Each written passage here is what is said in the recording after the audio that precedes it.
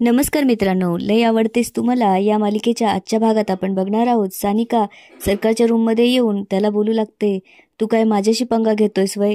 त्यावर सरकार म्हणू लागतो, मी काय केलंय? त्यावर सानिका म्हणते, तुला काय वाटतं मला काही समजलं नाही? पण एक लक्षात ठेव, मी पण साहेबरावांची पोरगी आहे.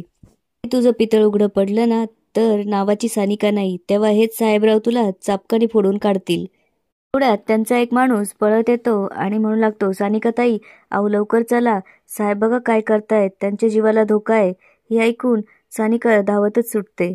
सानिकाची आई, आत्या, सानिका व सरकार बाहेर जातात. बघतात तर काय, साहेबरावांच्या डोक्यावर काचेचा ग्लास असतो आणि सर्वेश त्यावर बंदुकीचा नेम धरतो. सानिका पप्पा पप्पा म्हणत येते, अहो काय करताय तुम्ही? आणि सर्वेशला म्हणते, सर्वेश ती बंदूक पहिले खाली ठेव. सानिका साहेबरावांकडे धावत येते. साहेबराव तिला हाताने थांबवतात. त्यावर सानिका सर्वेशला म्हणते, तुला सांगितलं ना ती बंदूक पहिले खाली ठेव.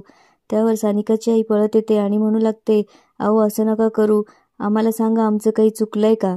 त्यावर साहेबराव म्हणतात, सर्वेश तू गोळी चालव, माझा तुझ्यावर पूर्ण विश्वास आहे. कोणी बी मध्ये येणार नाही.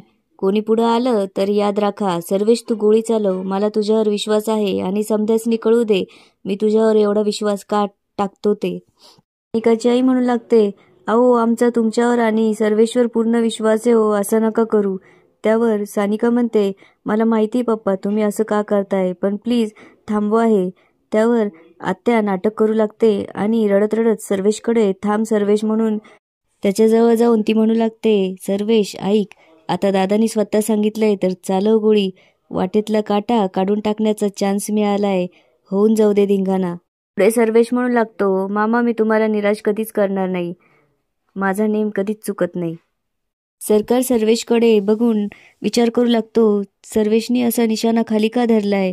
तेवढ्यात सानिका साहेबांकडे पळत जाते व सरकार तिच्या मागे पळू लागतो. सर्वेश गोळी घालतो. सगळेजण घाबरतात. साहेबरावांना मात्र काही झालेलं नसतं. त्यांच्या डोक्यावरचा काचेचा ग्लास फुटून बाजूला पडलेला असतो. त्यावर सानिका रडू लागते आणि साहेबरावांजवळ जाऊन त्यांना मिठी मारते आणि म्हणते, पप्पा अहो काही गरज होती का हे सगळं करण्याची? तुम्हाला काही झालं असतं तर? त्यावर साहेबराव म्हणू लागतात, कधी कधी विश्वास बोलून दाखवावा लागत नाही बेटा. पुढे ते बोलू लागतात, माझा सर्वेशवर पूर्ण विश्वास आहे, कारण सर्वेश कॉलेजात असताना रायफल शूटिंगमध्ये त्याला गोल्ड मेडल मिळालं होतं, त्यामुळे त्याचा निशाणा चुकणार नाही याची मला खात्री होती. आणि हा साहेबराव कोणावर विश्वास ठेवायला एवढ्या हलक्या डोक्याचा नाहीये. तुझ्या बाबतीत मी चुकून बी चूक करणार नाही. हे सगळं सरकार ऐकत असतो. इकडे सई मांत्रिकाकडे येते. तिकडे लोक जमा झालेली असतात. ती तिथे जाऊन बसते आणि काही बोलणार त्याच्या आतच बाबा बोलू लागतो, वशीकरण केलंय. त्यावर सई म्हणते, कोणाचं? त्यावर बाबा म्हणतो, तू कोणासाठी आली?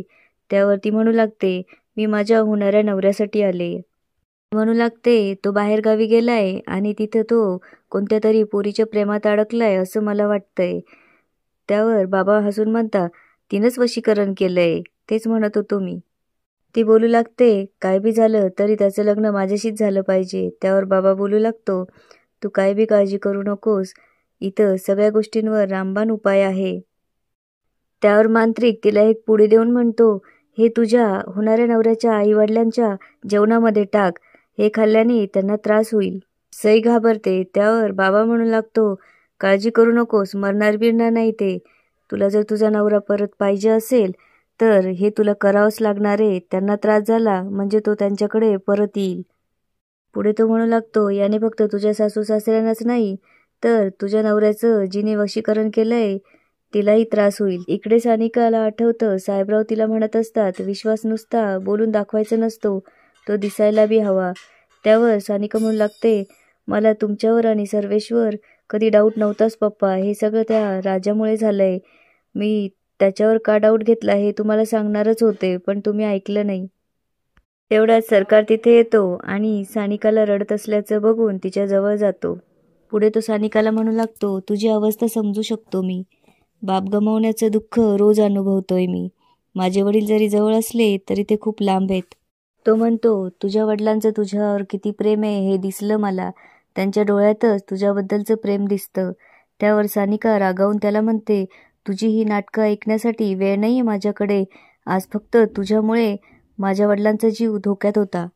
तिला म्हणू लागतो माझ्यामुळे. त्यावर सानिका म्हणते होय, या सगळ्याला फक्त तू जबाबदार आहे. पैशासाठी वाटेल ते करणाऱ्याला काय माहीत असतं प्रेम आपुलकी काय असते. तू जर तुझ्या पप्पांसाठी काही केलं असतं ना तर तुला माझा त्रास समजला असता. त्यावर सरकार मनात विचार करू लागतो, हिला काय माहिती, हे मी सगळं माझ्या आप्पांसाठीच करतोय. पुढे ती म्हणू लागते, तू म्हणला होतास ना तुझे वडील तुझ्याजवळ असूनही तुझ्यापासून खूप लांब आहे. अरे याला फक्त तूच जबाबदार आहेस. आज जर माझ्या पप्पांना काही झालं असतं ना तर मी तुला सोडलं नसतं. आज पहिल्यांदा तुझ्यामुळे माझ्या वडिलांनी माझ्यावर विश्वास ठेवला नाही आणि मी हे त्यांना सिद्ध करून दाखवेल. तू जो कोणी असशील, जिथून कुठून आला असेल, लाव ताकद तू. तुझा खरा चेहरा मी सगळ्यांसमोर आणल्याशिवाय राहणार नाही. आणि पप्पांचा विश्वास परत मिळवण्यासाठी मी काही बी करायला तयार आहे, असं म्हणून सानिका तिथून निघून जाते. आणि याच ठिकाणी आजचा एपिसोड संपतो. तर पुढे काय होणार ते बघूया उद्याच्या भागात. धन्यवाद.